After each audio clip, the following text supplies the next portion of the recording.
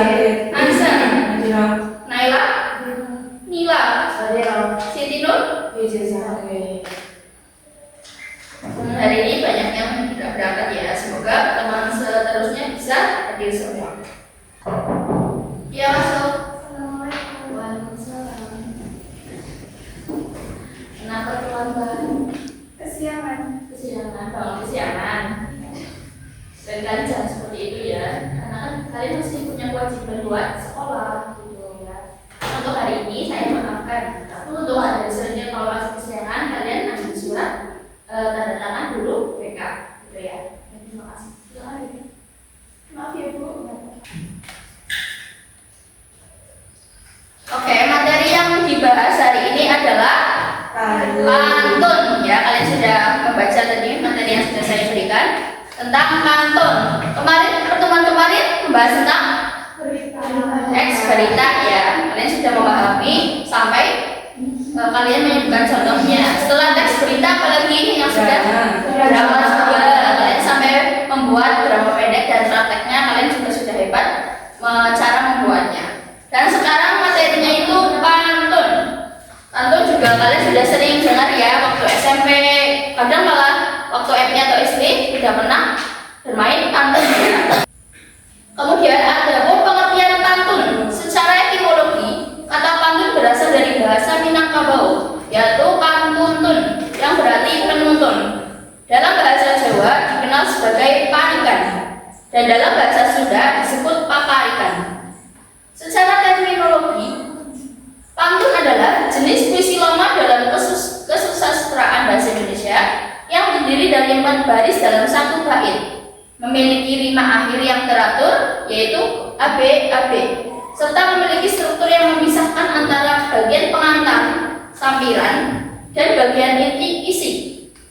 Jadi sajaknya itu kalau pantun itu AB gitu ya. Kadang bait yang pertama belakangnya misal I ya, gitu nanti bait kedua B, nanti untuk bait ketiga keempat juga sama kayak bait pertama sama kayak bait ketiga, bait kedua sama bait keempat. Seperti itu namanya AB.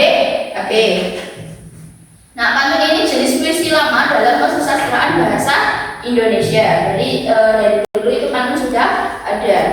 Kemudian pantun digunakan untuk menyampaikan pesan, kritik, hiburan, hingga sarana komunikasi sosial dalam masyarakat Melayu tradisional. Kemudian ada hiburan juga kayak pantun jenaka dan pantun teka-teki. Biasanya kan ada yang misal contoh pantun teka-teki apa, nanti kita menyebutkan ternyata jawabannya ini gitu. Kemudian hingga sarana komunikasi, bisa saja kalian ingin komunikasi dengan teman tanpa harus temannya tahu yang lain gitu. Contoh misal Danila sama Wadini ingin saling berpantun karena ingin saling komunikasi, tapi yang lain supaya tidak tahu dengan pantun gitu, berbalas-balas. Ada pun struktur dan ciri-ciri pantun, yaitu terdiri dari 4 baris. Setiap bait merupakan satu kesatuan ide. Sampiran dari 1 dan 2. Bagian ini biasanya tidak memiliki hubungan makna dengan bagian isi. Fungsinya sebagai pengantar bunyi atau rima untuk menyiapkan pendengar sebelum masuk ke inti pesan. Contohnya kayak sampiran, misal kan baris 1 dan 2. Jalan-jalan ke kota Blitar, jangan lupa membeli sukun.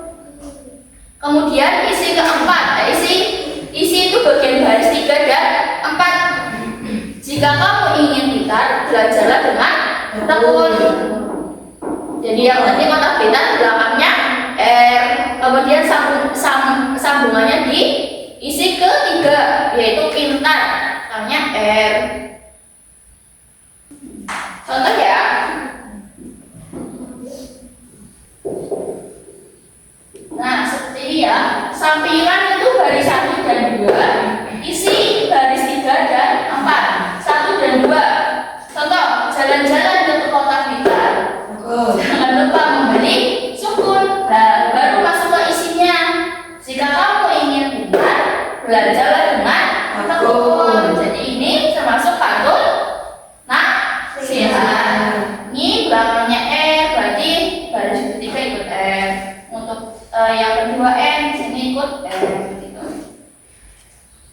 diperbolehkan menggunakan rima a. Misal udah belakang semua itu tidak boleh. Atau b. Misal sini n itu nggak boleh. Kemudian fungsi sosial pantun, yaitu yang pertama sarana pendidikan, menanamkan nilai luhur tanpa terkesan menggurui. Sarana hiburan, menghangatkan pergaulan dan mempererat silaturahmi, kayak seperti tadi pantun jenaka ya. Jadi saling ketawa gitu, mempererat silaturahmi. Dan keterampilan berbahasa, melatih kemampuan seseorang dalam berpikir cepat, spontan dan memiliki kata. Ini ada tebak-tebakan lagi. Pergi ke laut memancing ikan. Ikan dimasak dengan kuah. Punya kaki tapi tak berjalan. Punya badan tapi tak berdarah. Punya kaki tapi tak berjalan. Punya badan tapi tak berdarah. Lalu setiap hari melihatnya. Dan nyambingnya. Punya kaki. Ya, betul sekali. Meja. Sama meja. Meja atau kursi. Punya kaki tapi tidak berjalan. Punya badan tapi tidak berdarah. Seperti itu namanya pantun teka-teki. Oke, sekarang kita dance ya. Jadi nanti akan dibuatkan kelompok. Nah, nanti akan mengambil sebuah lintingan di depan. Ya. Ini kan ada berapa? 1, 2, 3, 4, 5, 6, 7, 8, 9. Berarti 3. Nanti setiap lintingan itu berisi sebuah pantun. Misal contoh pantun jenaka, berarti kalian membuat pantun jenaka. Pantun teka-teki, berarti kalian membuat pantun teka-teki, gitu ya. Nanti saya buatkan lintingan dulu.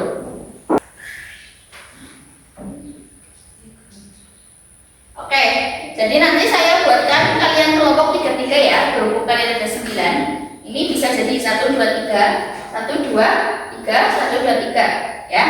Nanti kalian ambil lintingannya satu-satu. Habis itu nanti kalian jawab di buku tulis dan dibacakan di depan teman-teman kalian. Oke. Yang pertama, ya siapa yang mau ambil?